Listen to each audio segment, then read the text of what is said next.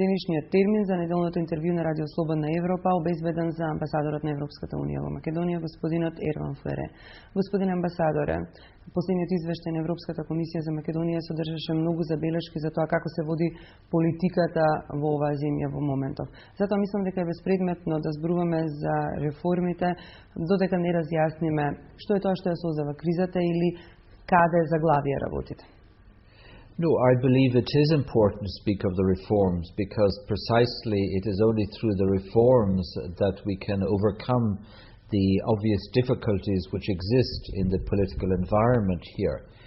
We mustn't forget that the country has made a remarkable progress in the last years, and it's on the basis of that progress that the European Union decided to give candidate status. So, and this was a recognition of the commitment of all the leaders. Obviously, things have gone or have slowed down in the last year, and this is where now it is imperative for us to remind a candidate country of their responsibilities.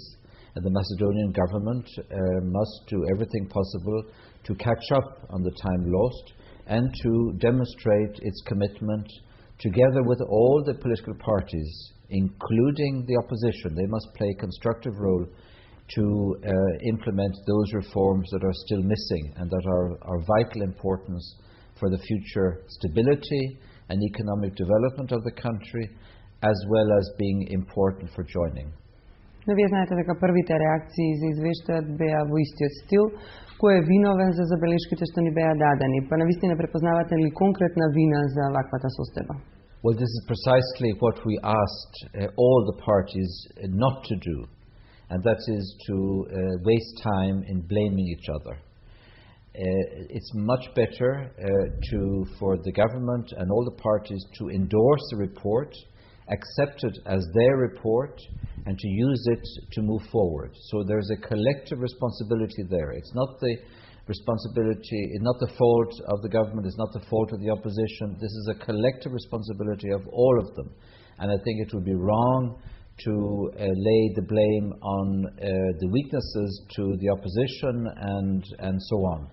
There, all the parties have a joint responsibility in demonstrating their commitment to move forward. And the quicker they do that, the quicker the country will get to the next stage of the EU accession process.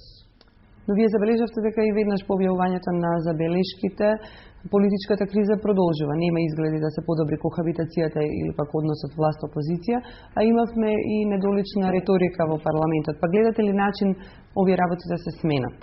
I wouldn't call it impolite, I would call it aggressive and totally unparliamentary language. And it's not the language we expect from a functioning democratic parliament where the MPs have been elected by the citizens to do a job. And there, what happened last week was an example of the MPs not doing their job.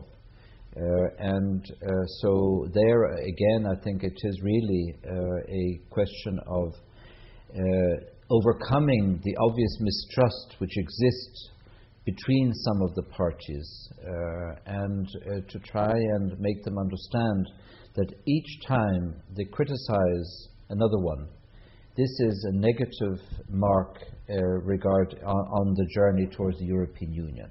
So instead of wasting time criticizing each other, they should sit down, look at the report and see collectively how can we move forward on this. This is what the citizens expect of them, and this is what they were voted into Parliament to do. And they're doing a disservice to the citizens by not fulfilling their responsibilities. Мислите ли дека Македонија го има најдено вистинскиот начин да деполитизира јавната администрација, бидејќи тоа беше и една од забелешките во извештајот? Значи, дали според вас тоа се одвива во вистинската насока? There has to be, because every single report that has been issued regarding the country always emphasizes the absolute vital necessity that public administration must be totally depoliticized, and also politics must remove itself from the business environment. There is still a lot of cases where, because of political interference, business community is not able to develop and to flourish in a normal free market environment. And there are also pressures on the regulatory environment. And when there is a lack of clarity on the regulatory environment, then this creates an impediment for investment. So for us, it is absolutely vital that you create and develop an administration where civil servants are promoted on the basis of their expertise and their competence, and not on the basis of their political affiliation. And so in that way you will create a continuity in the public administration, where the civil servants will feel much less inhibited to take initiatives. At the moment, because of the politicization, you have this blockage in several ministries where civil servants hesitate to take an initiative because they might be criticized or they might lose their job in the next when there's a next change of government.